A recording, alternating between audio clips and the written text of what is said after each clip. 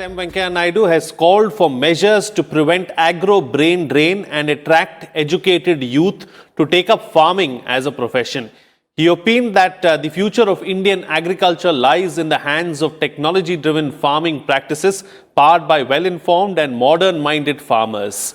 Inaugurating the National Dialogue on Indian Agriculture towards 2030 through video conference, Vice President Naidu said, agriculture is the pillar of India's ecology, culture and civilization. He also called for changing focus from food security to nutrition security. The Vice President stressed on the need to reduce agri-input costs and called for promoting organic farming in a big way. Emphasizing the need to move away from chemical farming, he said, organic farming is beneficial for all stakeholders, including the farmers, the consumers and the environment. He called for making organic agriculture a mass movement not only for a wealthy nation, but also a healthy nation.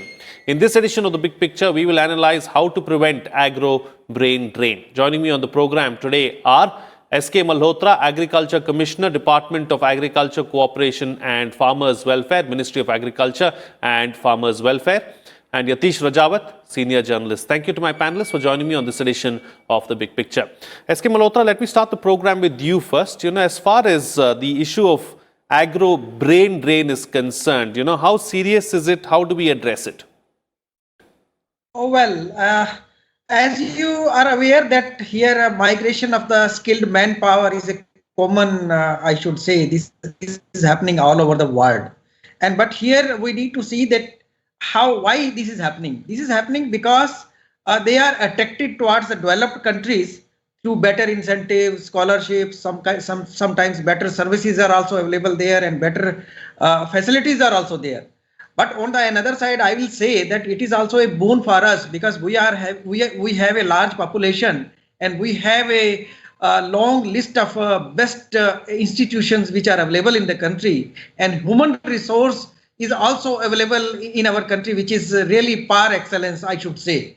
So here we are also earning through these remittance, and many of our experts, they are also providing their services outside. But the point is, that brain drain, is it happening? Yes, in some cases it is happening because Honorable Vice President also mentioned yesterday when the inauguration program was held for a national dialogue on Indian agriculture towards 2030. Then he mentioned that yes, we really need to stop this brain drain. But in some cases it is happening, in some cases it is not happening. So here I have a list of few areas where brain drain is happening. I'm just mentioning but we should boast also on another point that yes, we have a kind of expertise where worldwide there is a demand. Highly skilled persons. You take example of landscape gardening. Most of the experts world over, they are Indians. Landscape gardening means if anybody has to establish the lawn, turf grass lawn, etc., then he will have to be dependent on that Indian expert. Then again another part which relates to this tractor and machineries, and there are many people who are I should say that they are very good drivers for these machineries. So they are also providing such kind of services outside. Then apart from this, there are few more areas. This is a nursery raising, biofertilizers, biopesticide making, precision farming, and there are many scientists which are highly expert in the area of biotechnology, agriculture engineering, dairy technology, food processing, horticulture. So these are the areas where our experts, they are providing their wonderful services in abroad also. But now the time has come that yes, they need to come back. That there are several examples that now people, they have started coming back to our own country where they are providing their own services, and new startups have been started because they are now utilizing that knowledge, experience whatsoever they have gained outside. Now they are utilizing, but it is a good sign. And I know that several startup owners, they are in touch with me and they are extending those technologies for betterment of our agriculture. So it is a good sign. And right. These are the few points just I wanted to mention because you raised the issue of this brain drain in agriculture. So yes, these are the core areas where India has its strength. Absolutely. And I think, you very well summed it up there as far as where our core strengths lie and how we are losing out as far as, the brains are concerned and how the rest of the world is making use of our Indian brains. All right. So since we're here then, Yatish Rajawat, let's also try and understand, like SK Malhotra just pointed out about how there are new startups in the field of agriculture, how they are doing really well. There is emergence of new technology as well. But how do we, broaden the scope? How do we ensure that the scale is increased? Let me address the problem, Frank, here first. When the Vice President was referring to the brain drain, he was referring to the brain drain not just from India to abroad. He was referring to the brain drain from agriculture sector per se, and rural sector to either urban sector, or from agriculture to services and manufacturing. Now, he was referring to also to the fact that the next generation of farmers do not want to take up agriculture because it is no longer remunerative or can support the aspirations and the economics of a millennial anymore. Hence, and the reason for that obviously is that the a hectare or two does not support a family which has aspirations similar to what a millionaire would have it in the urban area.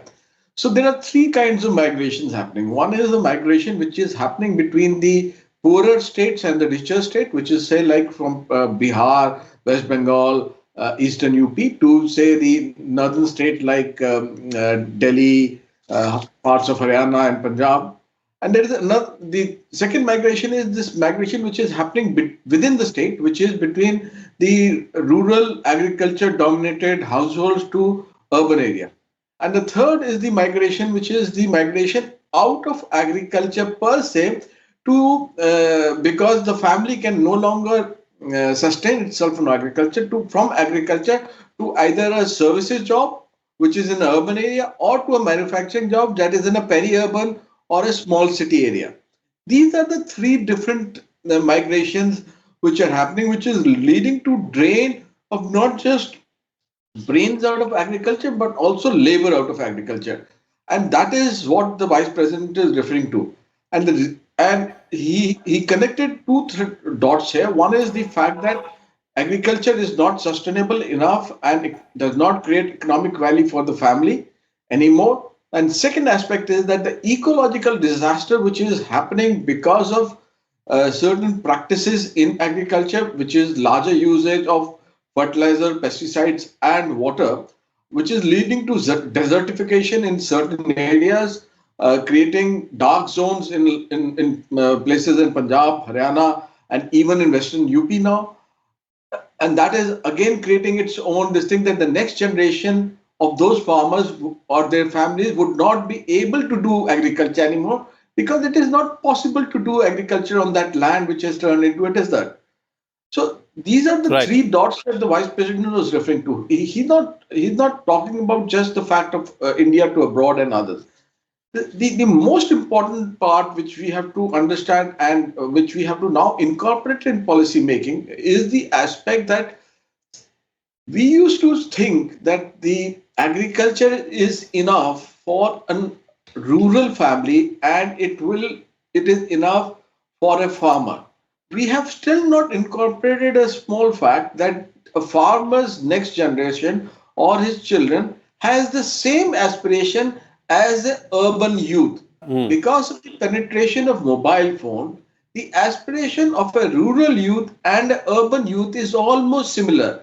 Whether it is about the lifestyle or about the quality of lifestyle or clothing or their aspiration about how they want to live.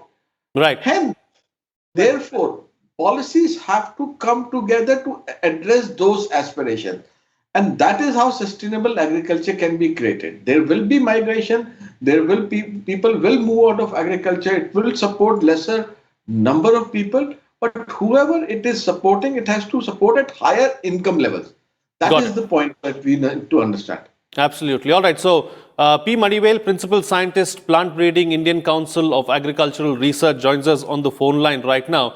Dr. Manivel, as far as agriculture is concerned, how do we make it more sustainable? How do we make it more lucrative so that we don't see people moving out of agriculture, be it from rural India to the urban centers or from India to abroad?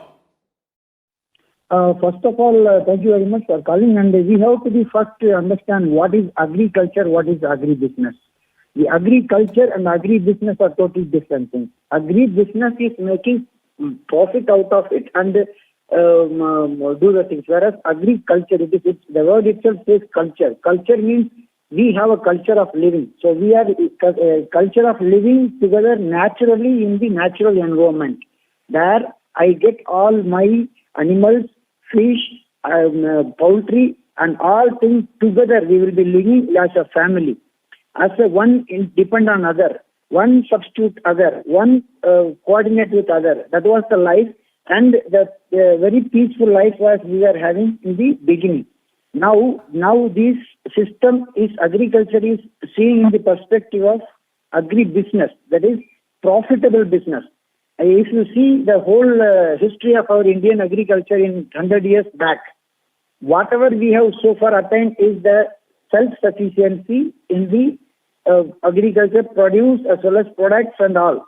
But in later stages, this has self-sufficiency as extended for the export and all. The moment we think for export and all these things, the money comes out. Then the money factor, when it comes, then it is this agriculture is entering into the business act. So whenever it is take the business, you take into the business round, then there is always a different perspective. That is, if I put 1 rupees, how much I will take it from out. But in due course of time, in present situation, the labor's availability, we can say the agriculture farm workers availability is decreasing, and as a result, the farming itself by the farmer is a very big question one. Number two, the animals which we had before independence is the population is 1:3 or 1:5 in a village. Now, if you go and count any villages, this ratio is also came down. So, as a result, if you are talking about organic agriculture, which we are doing earlier naturally, then again we depend on the animal products like cow dung and all other things. So, if you consider all together, agriculture is a totally different scenario and agri-business different scenario. Whatever we are discussing here, how we enter, already my two speakers have said that people are not interested to come because of this is not a remunerative business. So if you want to make this as a remunerative business, there are 3 points. Number one, the input cost should be reduced sustainably, not for the 1 year or 2 years. It should be continuously. I should be able to get the input lower cost with lower manpower and all. That means the efficiency of whatever work I am doing should be increased. Number two, I should able to fix my own price as an agriculture farmer, because everybody is fixing their prices. This is the one particular product for anything, any household, they fix it based upon the manufacturing. The farmer has to give a chance to fix the price. Number three, the policy issues. Policy issues should also take, here we cannot distinguish agriculture and as well as the farmer separate. We have to take together because one is dependent on other. And this is the way present situation. But the change whichever is come. Yesterday's Vice President said 4 important points: that food production, nutrition security, sustainability of natural resources, that is land, water and forest and organic cultivation. Then third point is climatic change, and fourth point is farm and farm workers. So if you put all together into one in agriculture, then definitely we have to start working with the land, how to get rid of our land back to our original level of health, body health. So until unless we have a bit fit physical body, we cannot think it. So like that, until unless we have a very strong soil, that is a very fertile and efficient soil, agriculture cannot be done anything. So this is the point we have to start, and we have to further build it up, sir. Absolutely. All right. So several aspects there brought out by P. Manivel, several things that need to be put in place really as far as if we want to see robust development and growth in the agri sector. Talking about robust growth and development in the agri sector, S.K. Malhotra, let's also talk about, technology. What is the kind of technology that is available, and how do we ensure that our agri sector is more productive? Well, yes, I agree with Yatish ji also, because initially when I started my observations, which I explained here, those were related to the global perspective, which I mentioned. But yes, the true picture is that it is also now this, shift of this skilled manpower is also happening from one state to another state. So first we need to analyze that why this is happening. This is happening because the agriculture may not be much lucrative in some places, and they may not be getting the good price for the labor whatsoever they are putting into. So what we need to see that why this is happening. So there are several challenges. I am going to link it with the technology question which you have just put before me, because there are several challenges which have been identified, and Honorable Vice President also mentioned